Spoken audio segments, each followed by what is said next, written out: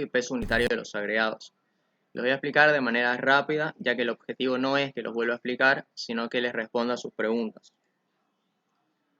En el ensayo de análisis granulométrico tendremos como objetivo, el objetivo de esta norma es determinar un procedimiento para tamizar y determinar la granulometría de los agregados o de los áridos. Dentro del fundamento teórico, nosotros trataremos de responder las siguientes preguntas. ¿Por qué ponerle piedras al agregado? O a las mezclas, perdón. ¿Por qué no hacerlas simplemente de cemento y agua? ¿Qué es un análisis granulométrico? ¿Cómo afecta la granulometría a las propiedades de la mezcla? ¿Y cuáles son los requisitos que deben cumplirse dentro de los agregados gruesos? ¿Por qué ponerles piedras a las mezclas? Acá les tengo una dosificación típica. Ustedes al final de la materia van a ser capaces de determinar estas proporciones. Ustedes van a poder decir cuánto de cemento, cuánto de agua, cuánto de grueso y cuánto de fino. Y van a poner sus dosificaciones en función de un metro cúbico. Esta es la manera de expresar una dosificación. Algo que llama la atención de simplemente ver esta receta o esta dosificación es que si sumamos los gruesos con los finos, del total nos da aproximadamente un 70%. El 70% de toda la mezcla es roca, es piedra, son agregados. La finalidad de esto es que primero los agregados son más baratos que el cemento, por lo que es más económico utilizar mayor cantidad de agregados. Si no, le hacemos la misma que los egipcios y hacemos pirámides todas de roca y que te duren 2500 años. Y la otra finalidad es que los agregados le dan mayor estabilidad volumétrica al hormigón, aparte de mayor durabilidad. Cuando estudiamos la pasta de cemento en los laboratorios anteriores, vimos que una de sus propiedades principales era que perdía agua, exudación, y al perder agua disminuía su volumen. Y al haber cambios de volumen, se van a generar esfuerzos internos que pueden generar rotura. Entonces, un hormigón debe ser estable volumétricamente. Esas son las dos razones. Es más barato y le otorga estabilidad volumétrica.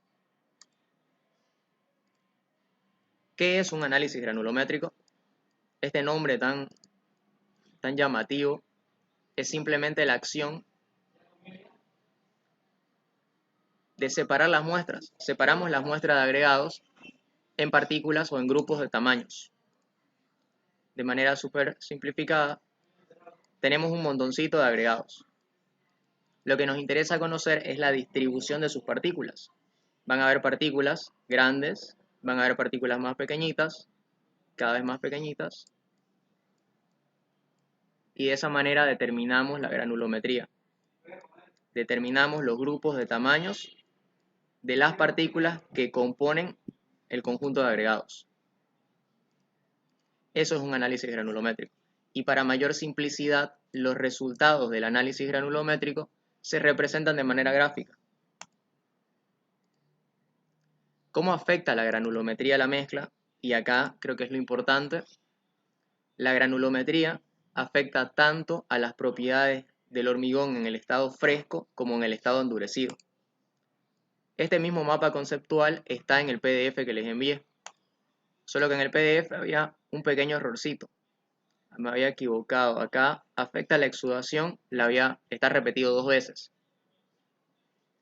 La otra debería decir influye en la colocación y el acabado. Ustedes lo corrigen. O para que lo tengan presente.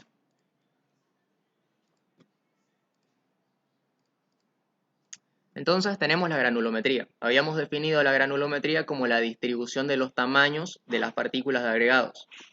Va a tener sus efectos tanto en el estado fresco como en el estado endurecido. En el estado fresco afecta directamente a su trabajabilidad. Entenderemos trabajabilidad como la cantidad de esfuerzo que tenemos que ponerle al hormigón para manipularlo con la mínima pérdida de homogeneidad. En otras palabras, es la cantidad de trabajo que nosotros utilizamos para manipular el hormigón. Esa es la trabajabilidad. Y la trabajabilidad va a afectar a la segregación, entendiendo segregación como el desordenamiento de las partículas.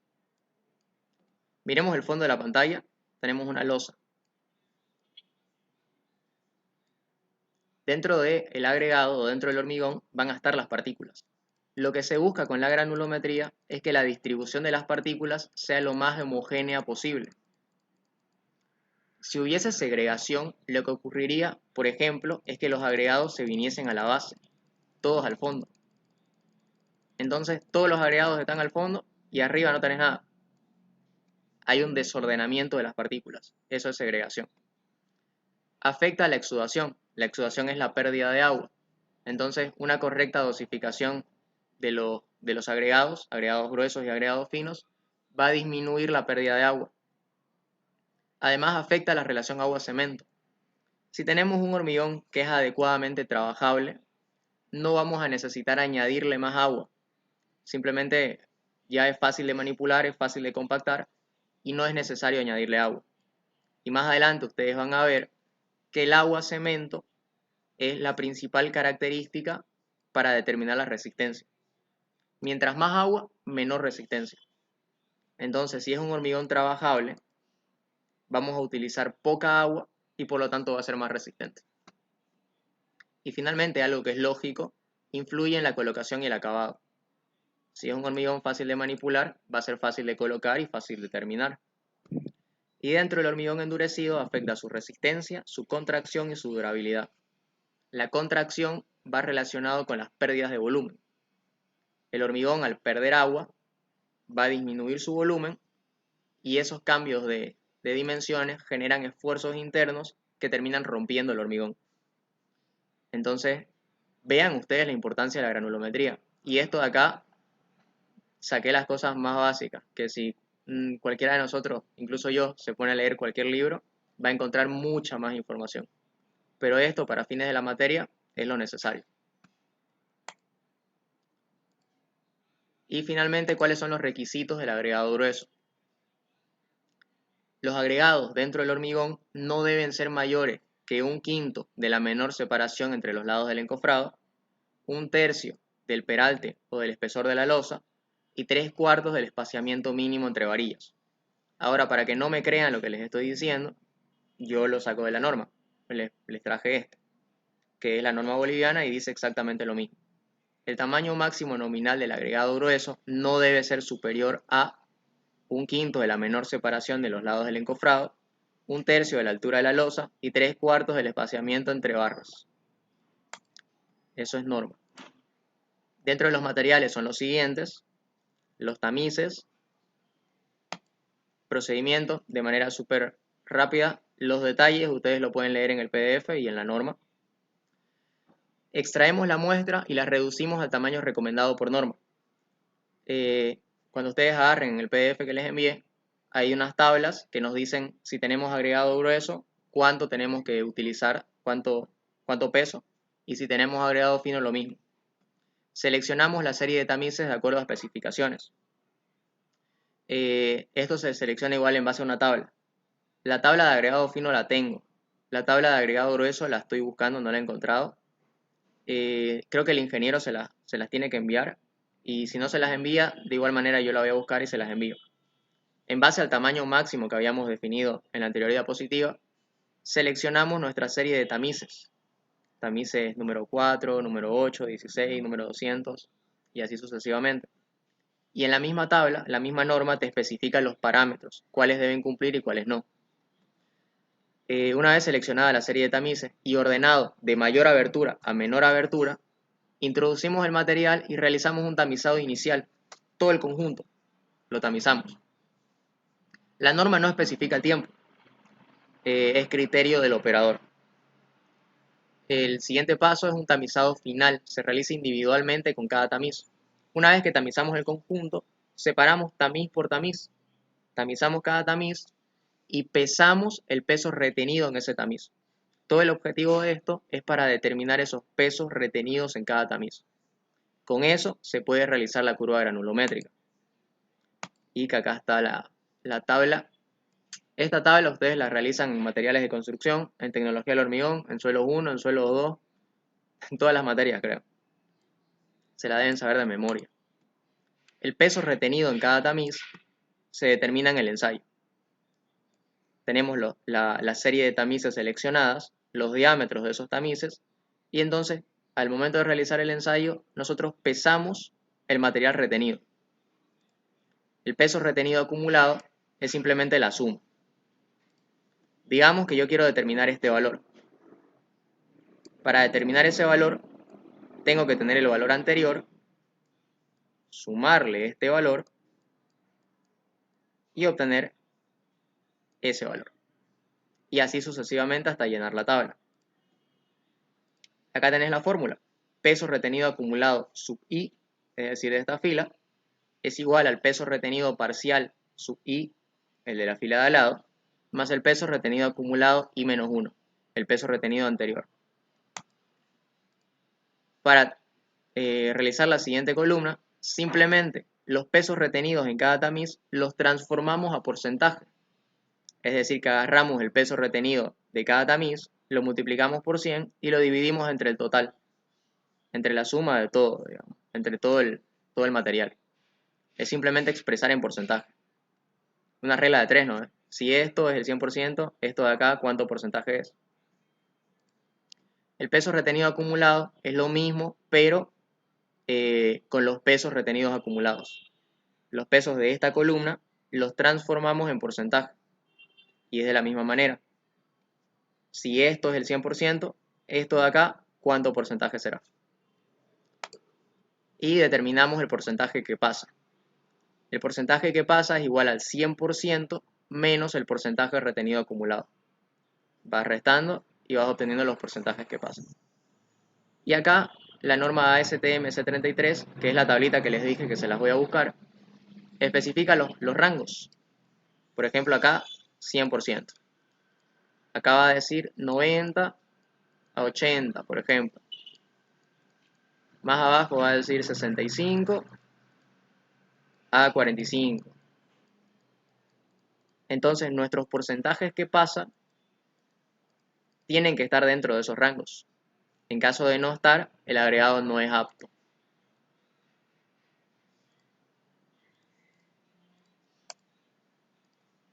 Y eso, una vez determinados los porcentajes que pasa, esta ya es la granulometría, pero para mayor comodidad se la acostumbra a graficar. En el eje de las Y, en el eje de las ordenadas, graficamos los porcentajes que pasan. Y en el eje de las X, en el eje de las abscisas, graficamos los números de tamices o los diámetros.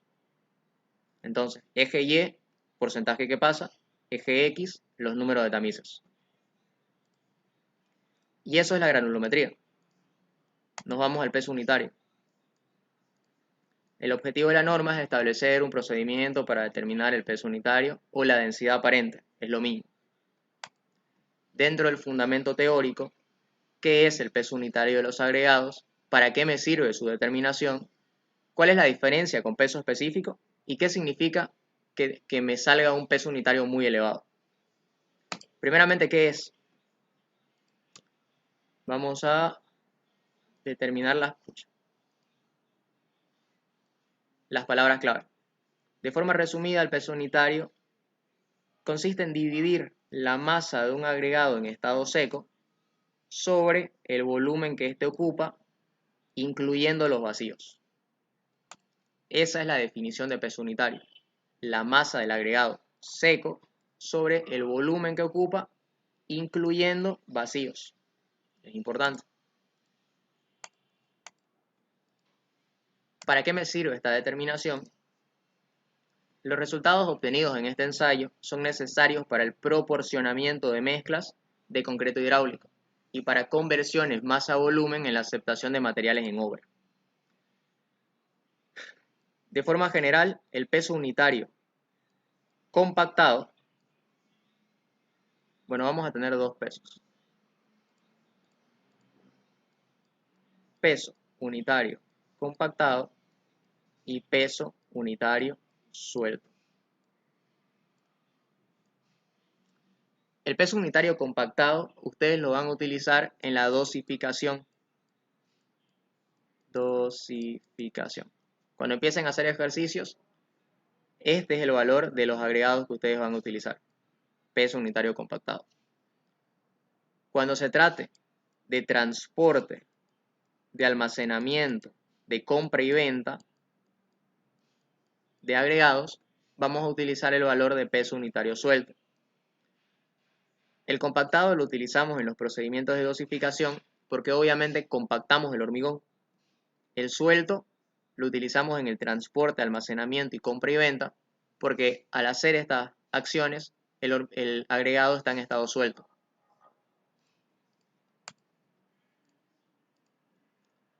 ¿Cuál es la diferencia entre el peso unitario y el peso específico? Porque si lo analizamos dimensionalmente, el peso específico también es masa sobre volumen. Y esta es la diferencia. El peso específico no toma en cuenta los vacíos.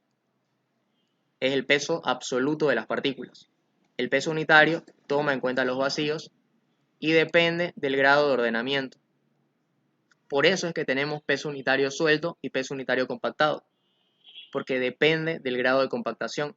Y es por eso que la norma especifica exclusivamente 25 golpes, porque si damos 30 el valor va a ser diferente, si damos 20 el valor también va a ser diferente. El peso unitario toma en cuenta los vacíos y depende del grado de ordenamiento. Puede que esto parezca obvio, pero cuando yo la llevé yo no sabía la diferencia, así que por eso se las digo. Y finalmente, ¿qué significaría un peso unitario elevado? Digamos que yo hago ensayos en mis agregados y tengo un grupo de agregados que resalta sobre el resto, porque me dio un peso unitario muy alto. Esto puede significar que hay pocos huecos que puedan ser rellenados para el agregado fino y el cemento. Vamos a dibujar dos recipientes de manera súper rápida y sencilla. Dijimos que el peso unitario dependía del grado de compactación. Digamos que yo tengo partículas que son muy grandes